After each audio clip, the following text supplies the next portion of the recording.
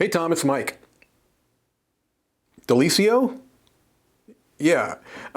So I'm struggling a little bit. I know you wanted me to come up with a intro for your rapid fire roundup videos, but I'm just kind of lost for some inspiration. Do you have any ideas that might help me out? Yeah, rapid fire makes me think of fast things, like an amusement park. Listen.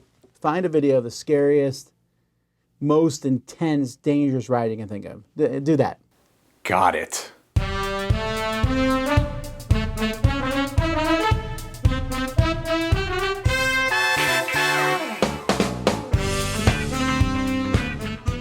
All right, folks, we got 6 games to look at today, so let's get started.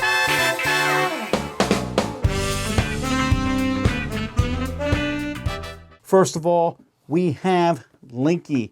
This is the Jonas Brothers edition. I don't know why. He says hands down my favorite game, so that's why. Well, they sold 1 million copies. I don't know that I can really complain about them using him to sell the games. So I have played Linkee before, I've reviewed it before, but I played it with my family. So I learned some interesting things about it. I think the game of Linkee is great. I think the scoring of Linkee is idiotic. But I think the game is a lot of fun. However, when playing with my family, I realized there are some Linkees that just don't work because pop culture.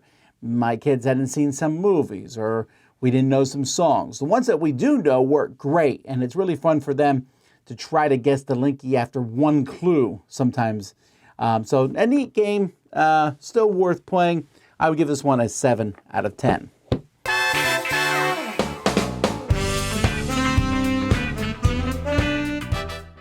Here we have Click. So Click is a game in which you're building a panorama of the Great Wall in front of you, which is really, really a cool idea. Pulling things out, putting cards out in a row, then taking them. I like the way it looks. It has a little bit of this, got to be careful about dragons and opponents and stuff. And with more players, I found that Click is a game in which players, with more players, it's too chaotic. You really can't look at anything or something you were planning to do. And I felt like the luck was a little stronger than I would prefer. Beautiful artwork. It looks neat on the table, but it's not really one I want to play that often. A 6 out of 10.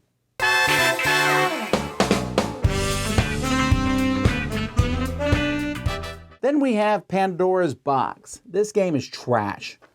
So Pandora's Box.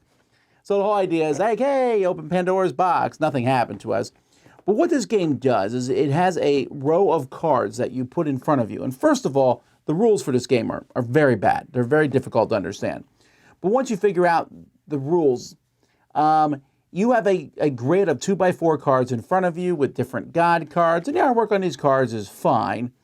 But you will flip some cards over, and you're replacing cards, and there's cards, you're trying to get in the same column, gods of the same type. And it has a real Uno-esque feel. It's like I got 2 of the same type, so now I can play again. I draw a card. Hopefully this card works. If it doesn't work, oh well. And then there's cards that when you draw them, you have to reshuffle everything in front of you. Or pick another player to reshuffle everything. Or all the players to reshuffle. Are you kidding me? It's also too short to seem very fun. I mean, it's short, and then you play different blocks together. But that mixed with the rules. Like, for example, you're supposed to put these cards in front of you. Do you put them out randomly? I don't know. Are you allowed to look at them when you put them out? I'm assuming no. Anyway, let's close Pandora box. This is a 3 out of 10.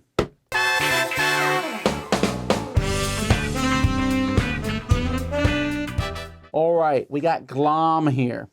Glom is a riot of rewarding remarks. Now, in the Dice Tower Studios, I'm pretty sure I like this the best. I might be wrong on that. And yet I'm still giving it only a 6 out of 10. It says it's a fast-paced, quick-witted game at ridiculous rewarded remarks. So you basically have to rewrite a phrase following a rule. So the one here in the back here, the phrase is that your cat? But your rule must say, make sure all your words follow the rule, which is no words may contain an A. Then there's a goal to have the most of the same letter.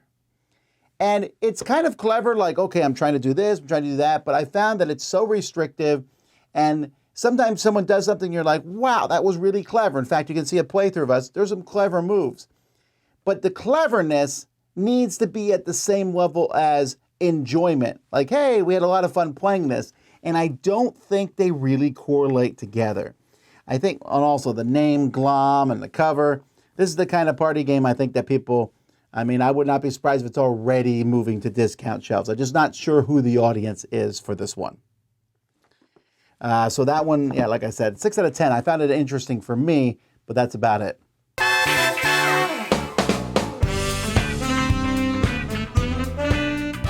Okay, now we have Roller Coaster Rush. So this is a reprint to a very highly anticipated game and one of the lowest ranked games in Board Game Geek.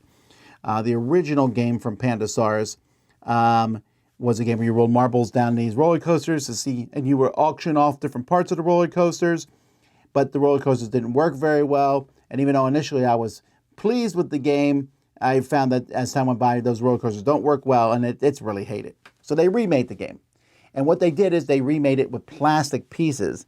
And here you all start with a roller coaster, and then you bid on sections of your own roller coaster and or other people's roller coasters. Again, we played this one live on the channel, so you can see what it looks like.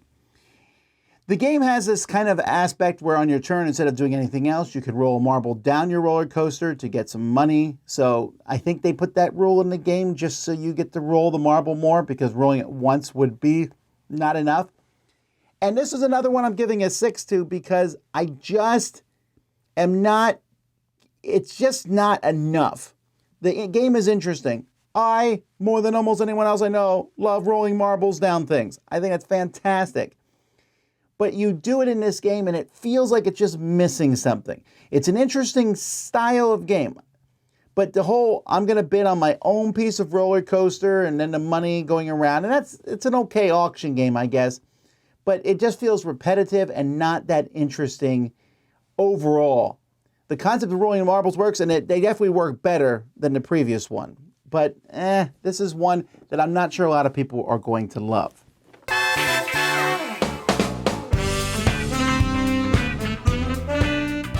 And then finally we have Shogun No Katana.